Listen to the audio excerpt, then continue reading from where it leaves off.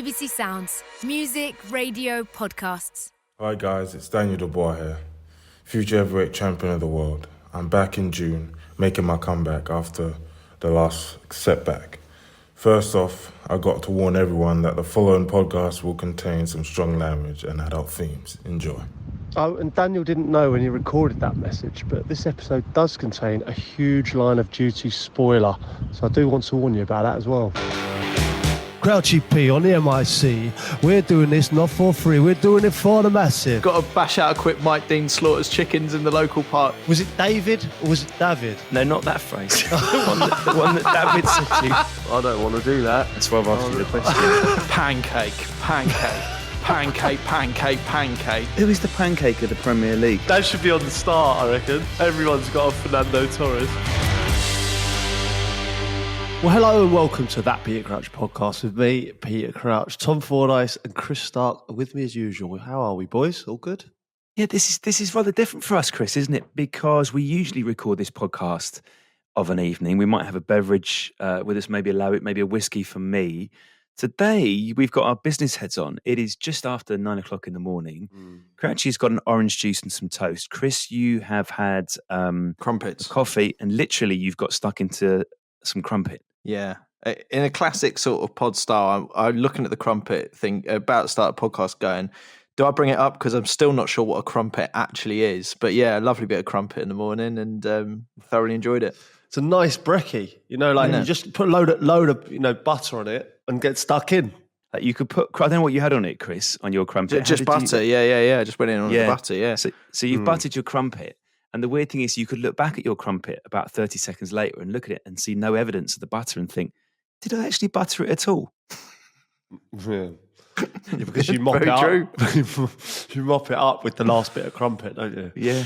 Great to hear Daniel Dubois, heavyweight boxer, doing the language warning. He's going to be back later with a question, of course. Do you know what I find funny with boxers is how confidently they will declare themselves the future heavyweight champion of the world. Phrases like that. It doesn't really happen the same with football, does it, Crouchy? Yeah, it's just accepted, totally accepted. If I just came on the telly after the match the day after my first Premier League goal and said, well, I think I'm going to break Alan Shearer's record. Well, I know I am. I'm 19 and I've scored bag one in the Prem. But the weird way that boxing works, because obviously in football, it's a meritocracy, isn't it? Like you have to actually prove that you're going to do that. But in boxing, the fights happen because boxers are perceived to hate each other. So the trash talking is an essential part of it, isn't it? It's a bit like, the 19-year-old Crouch says, I'm going to play for England. And then 2 games later, you're playing for England because someone else said you can't play for England. Yeah. Yeah. And also as well, if I somehow got a shot, if someone pulled out and I had a penalty shootout against Lionel Messi for the best player in the world, you know what I mean? It could feasibly happen if it was a one-on-one duel like that. Yeah, and I could beat him on that particular day at penalties. It's a Rocky style scenario, isn't it? It's they would need a contender to go in that penalty shootout. Someone with a bit of trash talk would be ideal, and then you're in the game.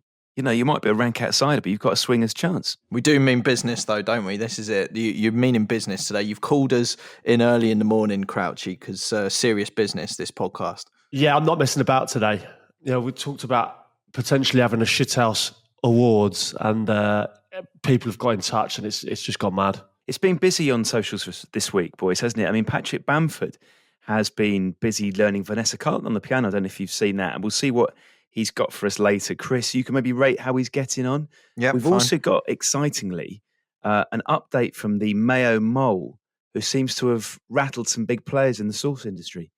But yeah, this is our launch party for the end of season Shithouse Awards. How are you feeling about this? Well, I'm very excited, actually, Tom. It feels to me that ideas are starting to snowball. We're talking mayonnaise, business ideas. And of course, we've got our end of series do. And what excites me, I think, most about this plan is, I don't know if you boys agree, some series maybe don't get the respect they deserve when it comes to the final episode, or some people feel that the very final episode might let it down. And so I think it's important that the Shithouse Awards are treated with the respect that they deserve, and we make a real big event of it. Now, I've seen some real top shithousery in recent weeks, stuff, and some of the emails we've had in from listeners as well, like some serious shithousery. So we could get into that and just crunch through it and see who's worthy of an award. I think Line of Duty series finale actually was shithousery of the top order. They've got you watching for 5 series. You know, I spent a whole week discussing who's H and all that, and then look. How can Buckles be in charge of this operation? That's what I mean. It's an absolute scandal. Buckles couldn't do his own buckles up. If you have been watching all 5 series of Line of Duty and perhaps have been saving the final episode, I'd like to apologise on behalf of this podcast for ruining the finale for you. But there we go. Crouchy and Chris have spoken. I think they speak for the nation there. Yeah, that's quite shithouse of you there, isn't it, Crouch? If you think about it, just giving away the ending of the series. Shit. Yeah, there might be someone who's not. Have you not watched it, Tom? So our producer George had already flagged up to Crouchy when you were struggling with your technical issues that as soon as the recording of this podcast was finished, he was intending to watch the climactic. I didn't hear him because you were having technical issues. No. You've just done a massive series shithouse. Oh, fucking sorry, lads. I genuinely it's didn't so mean good. That. I just assumed everyone was across it. Oh, George, I'm sorry, mate. I hate people that do that as well. You know, like Stephen Ireland used to come in and just go right and shithouse everyone with an ending to anything, and I found it really sort of like it made me quite angry. So I'm really sorry. I genuinely didn't mean that. The issue we've got with the awards, because we've started. Well, obviously, we want to make it happen. But the issue we've got, I'm going to have to say it one more time, is some of the Carls at the BBC aren't happy endorsing an awards ceremony called the Shithouse Awards. And it is a gentle reminder that obviously this is produced by the same people that produce Planet Earth. You know, Line of Duty, like these epic BBC shows. So we do have a bit of a tricky one here because I sort of see what they mean in that they've never been in a scenario where a podcast has so many profanities in. But even the fact also you want profanities feels like the Carls have got to you. I'm just reading straight from the email.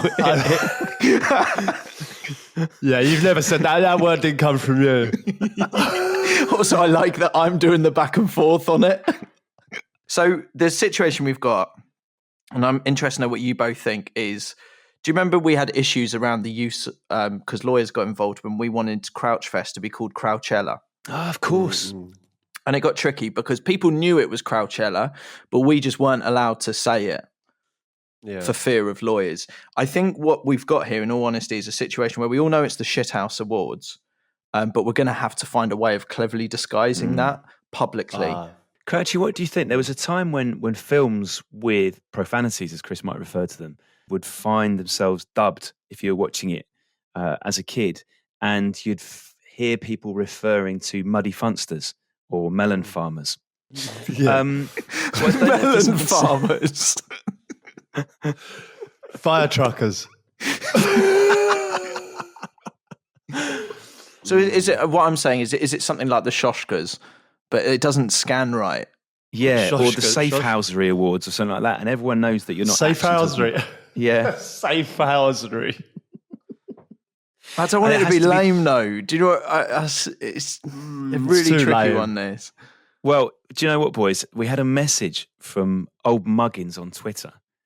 And I think Old Muggins may just have stumbled on it. This sounds to me like a little piece of genius. Old Muggins has suggested that we call them the Shafters. The Shaft, yes, yeah. Yeah? Do I need to say like Shafters that. so it sounds more BAFTAs? Yeah, that's it. Is it Shafters? Shafters. I like it. It still works for me, yeah. It's listen, the thing is with shithousing and shithousery, like it rolls off, doesn't it? It's like it's one of those where, oh, look at the shithousing or the shithouse. Look at that shitbag, shithouse. Yeah, it's a lot of profanities. Yeah, I was going to say, Crouch, let me read from the email here. Is there are concerns that the Shafters, as we now call them, could be the sweariest BBC podcast ever created. So, and you've just rattled off 5 there in just describing like the safe word we're using for it.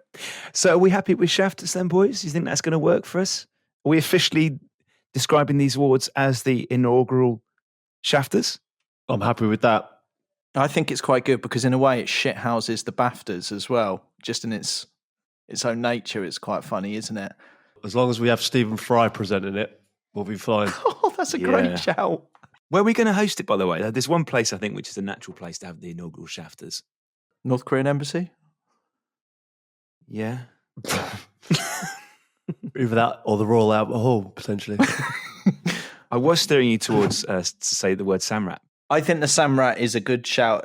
The thing is, right, for the last year, we've been on Zoom and we haven't been able to see each other, really. I mean, there was a kind of on and off time between the two lockdowns where I think we were allowed to briefly see each other, but we haven't seen each other for a long, long time. And this podcast has been on Zoom for a long, long time. And it's been fun, but I really look forward to us being able to sit round together, having a drink, doing the podcast, how it started out. And it might be a nice thing to link up for the SHAFTAs. This is tremendous. So we have name, Bosch. We have venue, Bosch. We've got a date, which will be our final show of this series, which will go out on the 26th of May. Feels like the SHAFTAs are go, go, go. What's great is since we floated the idea of the SHAFTAs, it's going to take some getting used to, but the SHAFTAs, loads of people have been in touch with good examples of housery that they've noticed. Oh, now that's better. Housery. I can't say, like, even shafting's not, you can't say that, can you?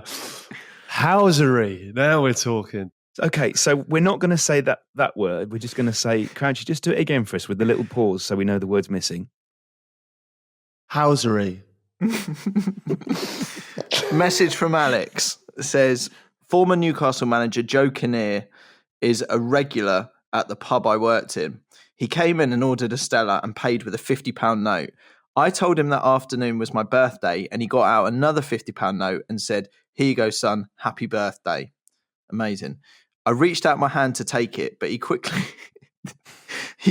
withdrew the note and said, in your dreams, son, took his pint and walked on. So what we've got there is an example of tipping housery. Yes, very good. Enjoyed that. Right, we've had loads of messages about this one, boys. A very recent act of housery. But it's Phil with the message. Phil says, what are your thoughts on Bobby Decordova-Reid's attempt to undo the Chelsea goalkeeper's gloves at a corner? Does Peter know of any other set-piece shithousery that goes on? Yeah, this was big, wasn't it? We got tagged into this clip so many times with people flagging it up. Top housery, in my opinion. Enjoyed it. Just, that little moment where you think that was cheeky, and take your mind off the corner or what's about to happen. That's all this kind of housery is about, isn't it? Just that for that moment, the goalkeeper's thinking, what's going on here? And then, the corner could come in. It's good. I like it. Inventive. Do you think it was Scott Parker sanctioned? With one of his notes? Yeah. I don't believe so. Knowing Scott the way I do, I don't think. Housery's not his thing, should we say.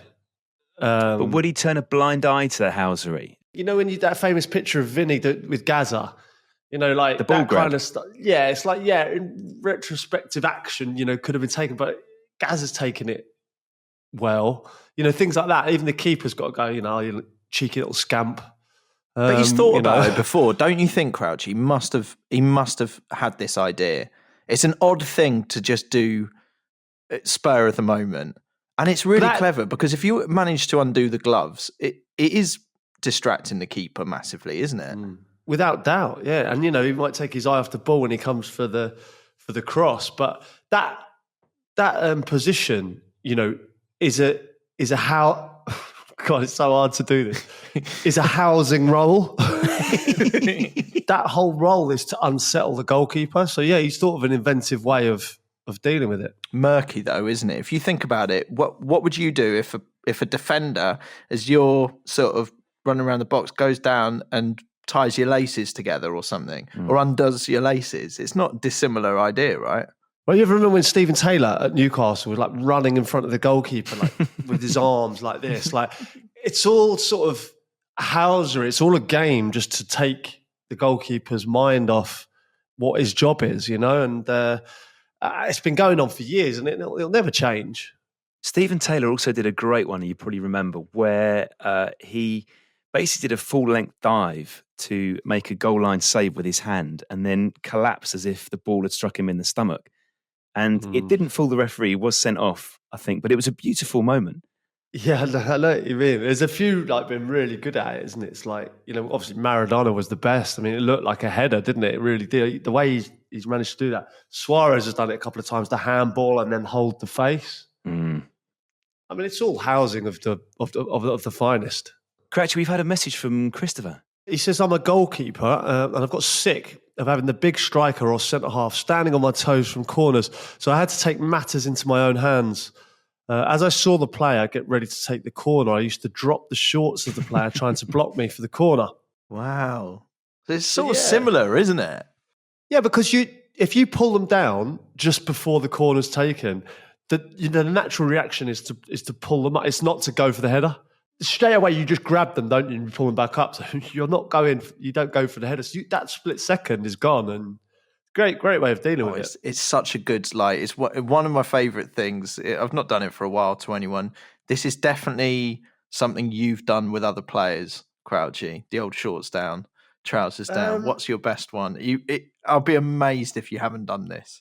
No, I have done it, but it was mainly a school trick, really. I always remember this, right? My mate thought he had a sniff with this girl in the sixth form, and he always remembered this. It was Herman, actually, right?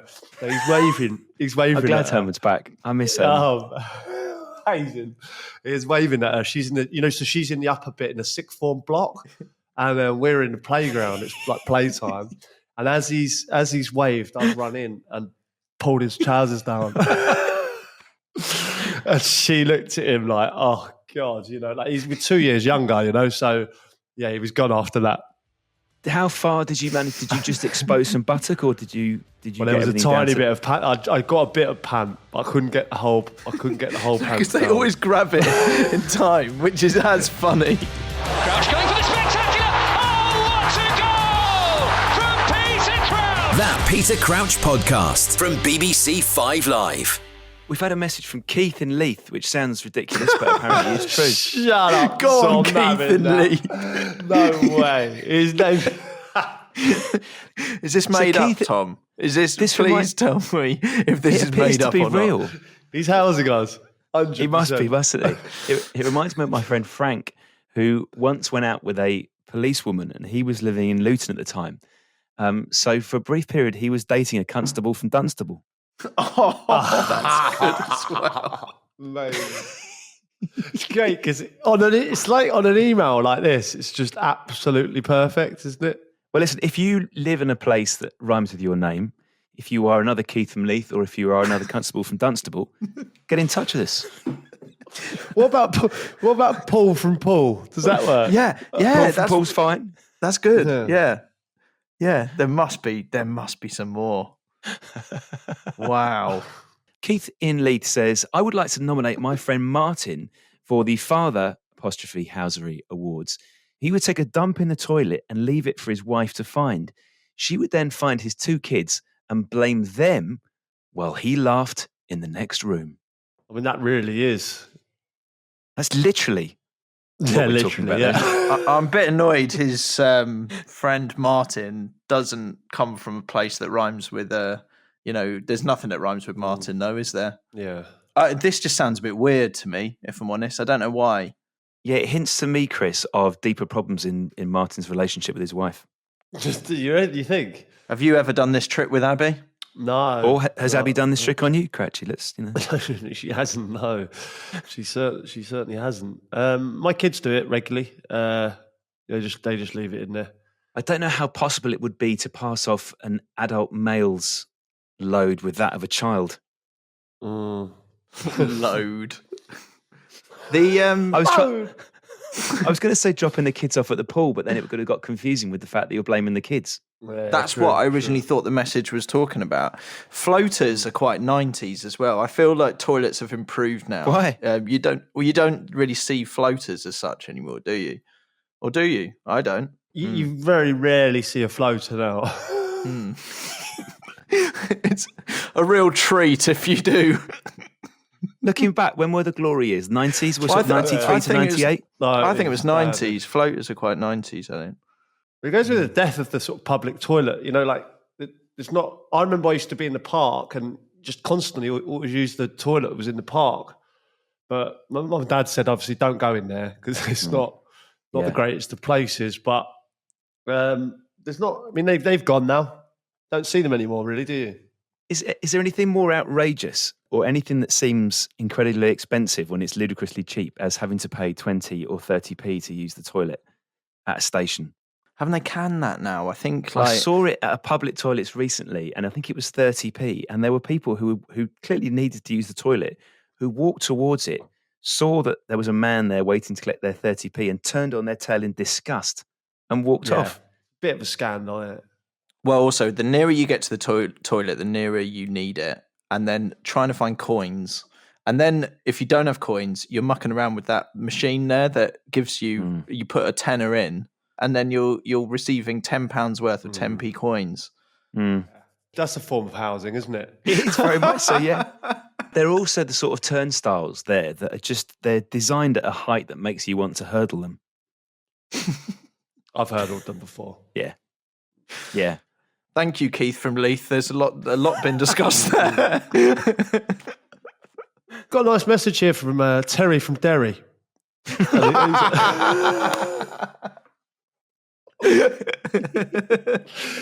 me about 20 minutes, I had to say it. Here's a nice message from Matt. Matt says, for these awards, I can't look past Pep Guardiola. Back in 2018, when City faced Shakhtar Donetsk in the Champions League, left-back Zinchenko splashed out on 27 tickets for family and friends, as it was back in his home country.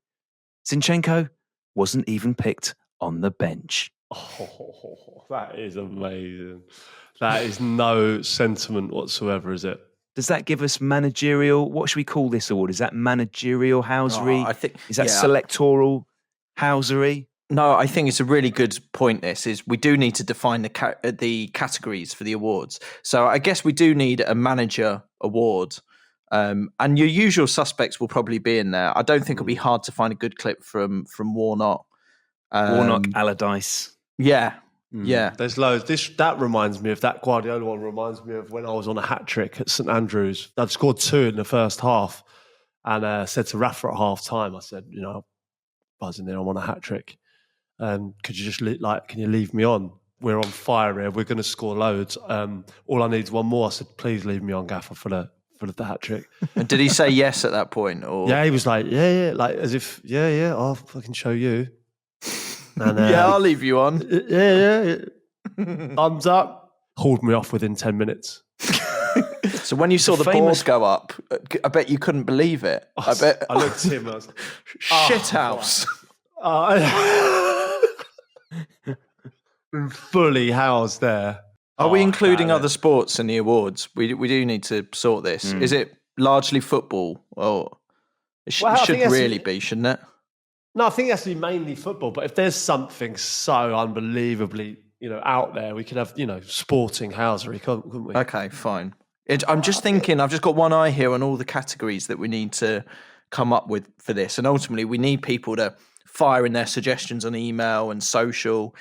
So we sort of want the kind of the obvious categories all ticked off, don't we? For an evening's awards.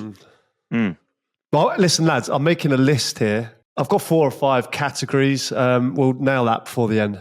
Perfect. We've had a message from Adam. Adam says, I used to work as an analyst for manager Simon Grayson. Grayson and his wife had a bet going on as to who could do the most steps in a period over a few weeks. Every day in training, Grayson would hand his Fitbit to a youth team right back. The players' pancakes certainly helped Grayson to an easy victory over his spouse. Wow. I hope Mrs. Grayson listens to the pod. Mrs. Grayson. That's outrageous. I wonder if he'd ever told her. What category can that fall into? Is that another one for sort of partner housery? Yeah, that's partner spouse housery, isn't it? Spousery. It's. But that's outrageous though, because the stats must have been so different. And it's foul play on Mrs. Grayson. It'd be great if we could break it at Mrs. Grayson, though. You can imagine Mrs. Grayson going to her Zumba class and like thinking these numbers are decent, and then going back and Grayson just flags his Fitbit and she's like, "What? It's blown me out of the water." You know, during the summer you get like a belt, heart rate belt, and a GPS for this. So you have to, basically do a total amount of hours or runs, to keep yourself fit for when you come back pre-season. And it was my mate. I asked him, he was training for a marathon, so I was trying to get it on him. I was trying to get it on him to the odd run. And it can't be done because obviously his heart rate and his stats are a lot different to mine. Can get flagged up. That's one of those ones where you don't want him to do a full marathon in it because it's unbelievable. You've got to hit that sweet spot where he's doing enough steps to make you look good, but not so many that it's impossible to believe. So this is why Crouchy ended up back in the Premier League, was it? The last season. It was these unbelievable stats. The guy's running marathons for fun. He's 38, but he's doing 10 miles a day for the fun of it. Message here from Lewis says, surely one of the finest examples was when a Swansea ball boy got Hazard sent off and helped make sure Chelsea lost that match. Yes, do you remember that? I feel like there's a whole category in this. Ball boy housery. Swansea was amazing. That was incredible. You remember the one at Spurs where he threw it quickly? Yeah. The multi-ball system. The towels at Stoke. The ball boy that threw the ball back at the player. I can't remember what game that was. Yeah. Threw it in his face. There was one the other day. Yeah, there's been loads of those. I mean, there's ball boy stuff and holding on to the ball. I was a ball boy myself, so I know what the players say.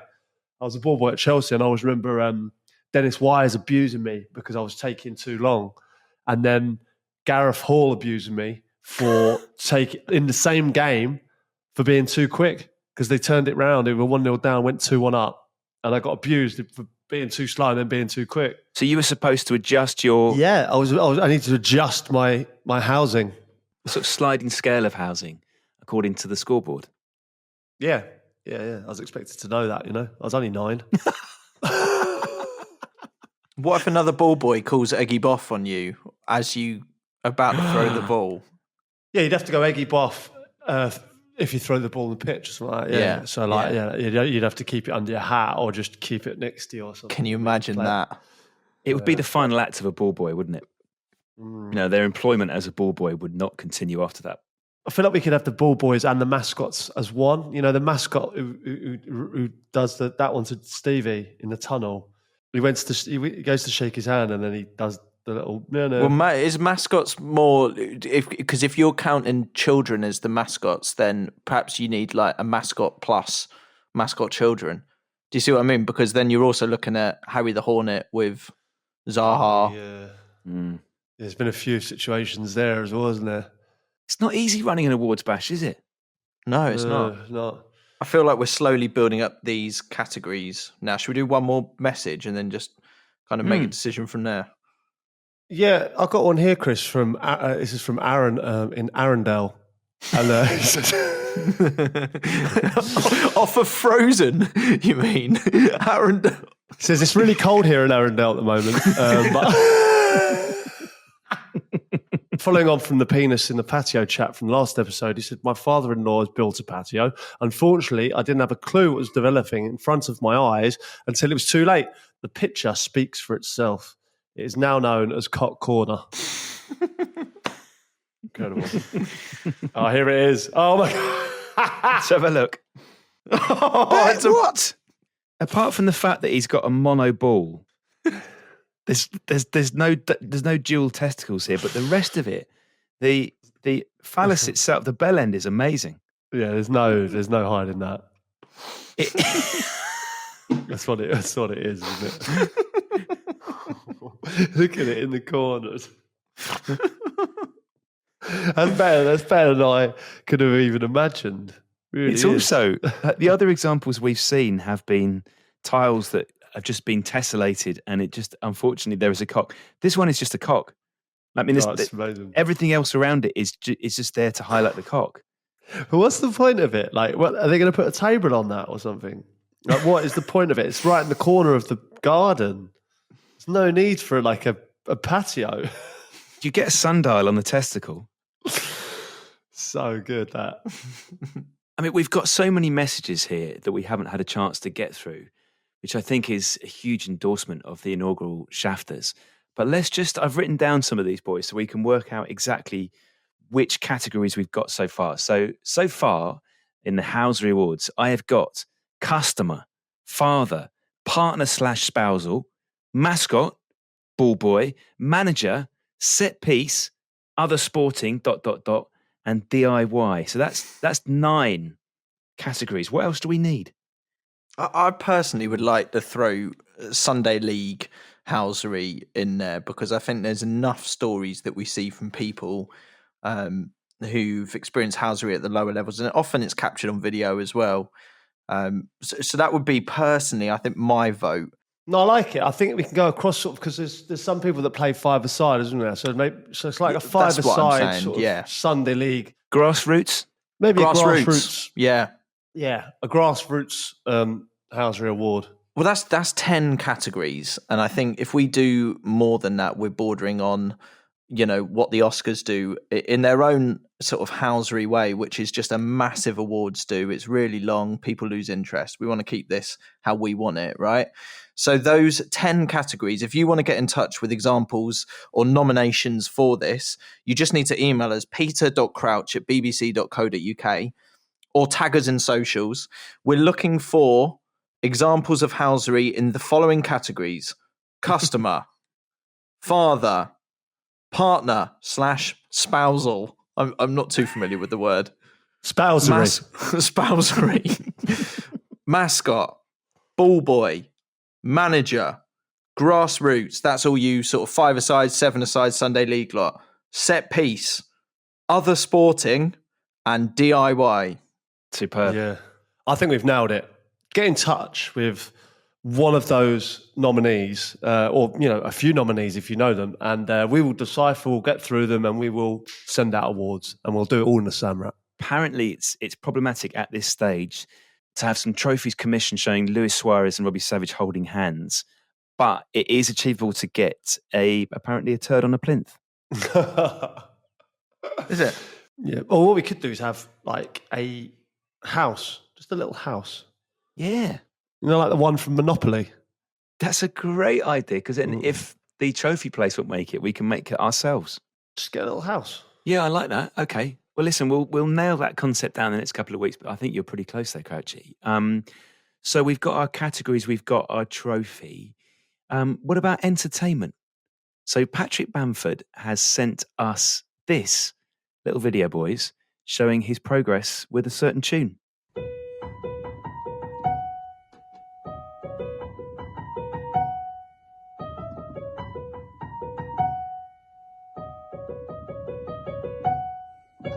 That's brilliant. This is really, really good. What tickles me about this is, when we started this series, you said to me, right, Patrick Bamford's going to play on the piano. Vanessa Carlton. I said you were mad. It's crazy, isn't it? It's actually, I can tell he spent a lot of time on that as well. Because what's your professional opinion, Chris? What he's done there is he's doing more notes than I do. And I know how long it took me, and he's playing more of there's more flourishes on it already. So I just know he must be at this sort of day and night.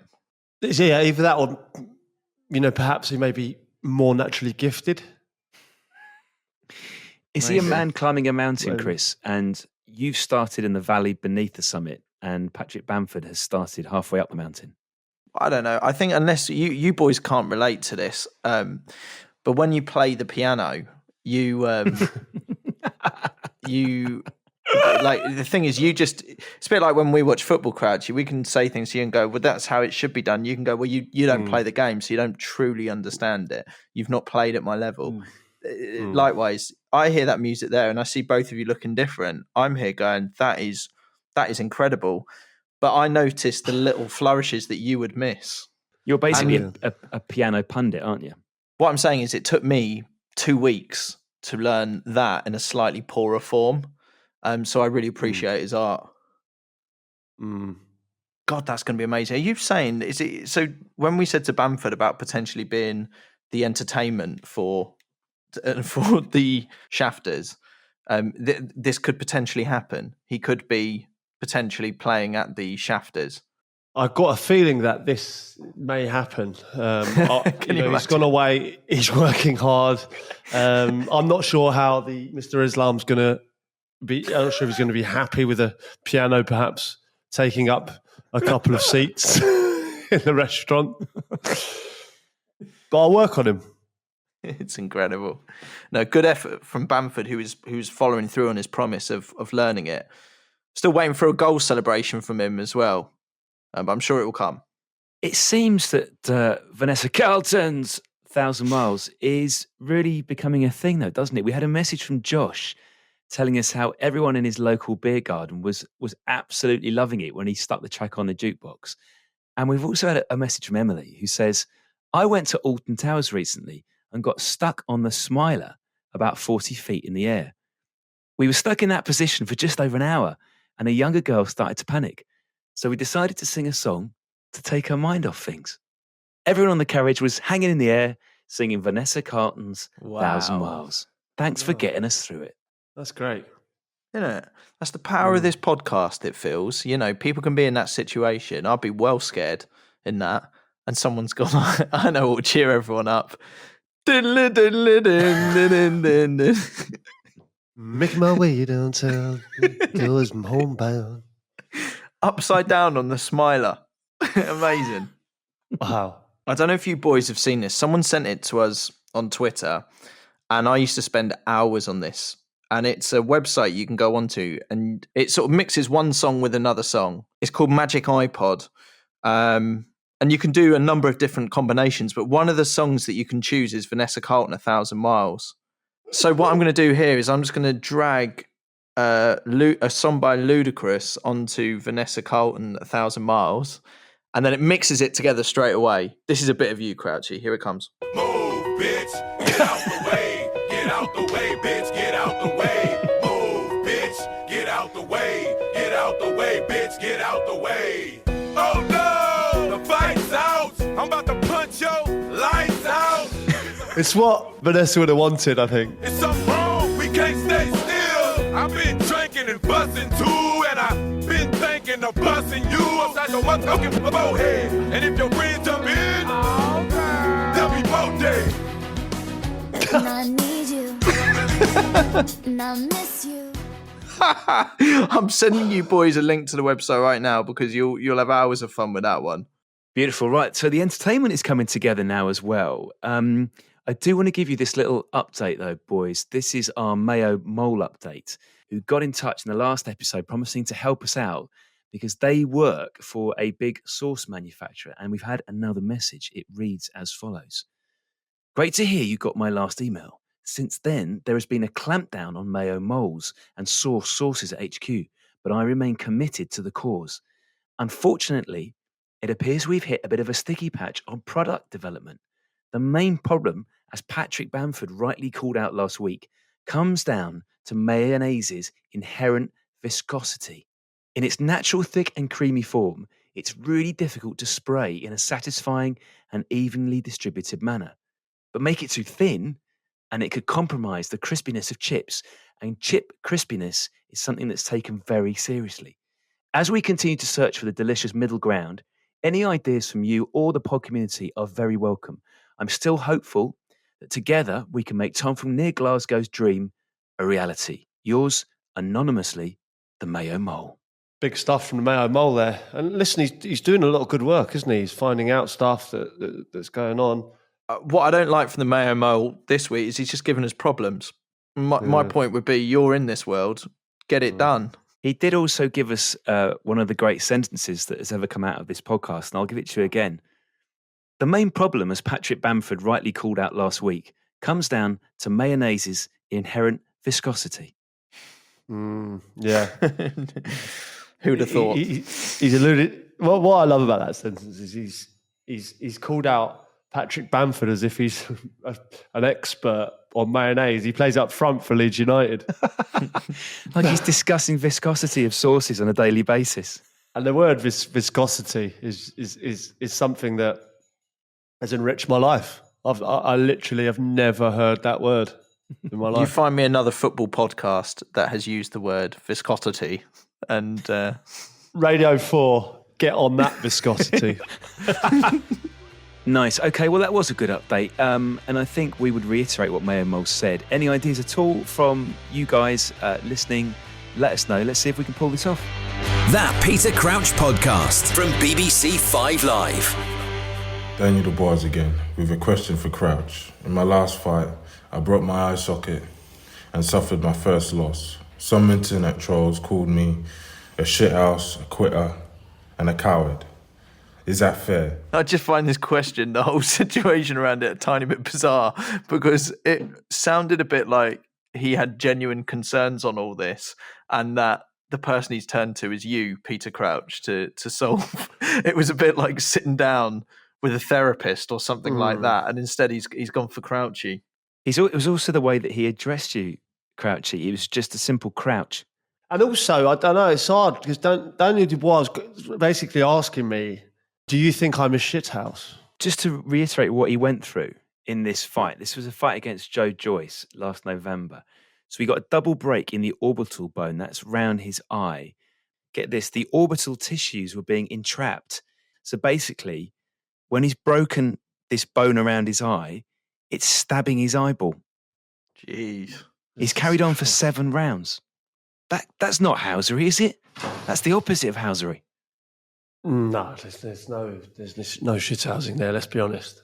Yeah, I would agree. Christian, is there anything we can do to help Daniel, do you think? I just think we should support him. Are we allowed to be this biased? I quite like the idea that we embrace him, because I've just got this image of such a tough, hard guy almost whimpering into Peter Crouch going, can you solve this? Well, the best we can do is kind of use the power of this podcast to throw a bit of support behind him. It depends if we want to sanction that. I'm up for that. I'm up for that. I think we should get behind him. It was good that he wanted to come on here and do the swear warning. He clearly has a couple of concerns that he's alluded to there, and I've got no doubt at all he'll be back stronger for his next fight. Well, maybe that's it. Back stronger could be Daniel's phrase. The 3 of us can legitimise that, rubber stamp it. Daniel can take away the phrase back stronger, take it somewhere else.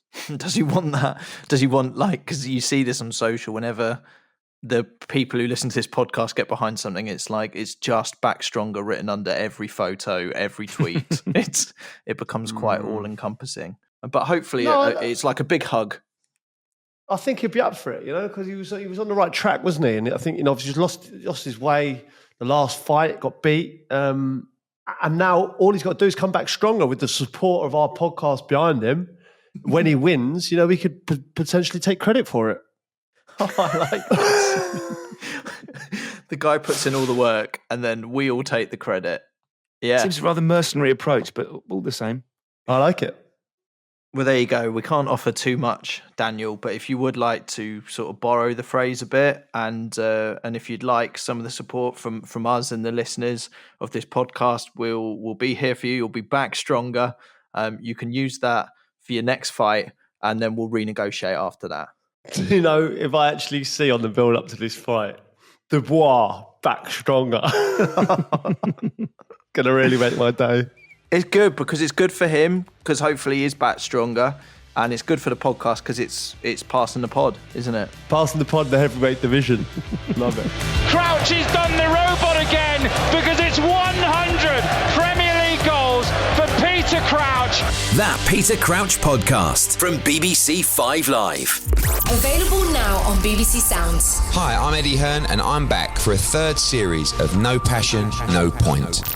In the latest episode, I'm speaking with former Manchester United and England centre-back Rio Ferdinand. I got a phone call just as I was going to Leeds, and I could have gone Chelsea, and I just said to the geezers, there's just no point in even trying to pitch the idea to me. I need to leave London. I got all my mates, I go out every weekend, and I didn't have a handbrake. And if you would have stayed in London, if you would have gone to Chelsea, who knows? I'd have been at Orient in 2 years. Serious.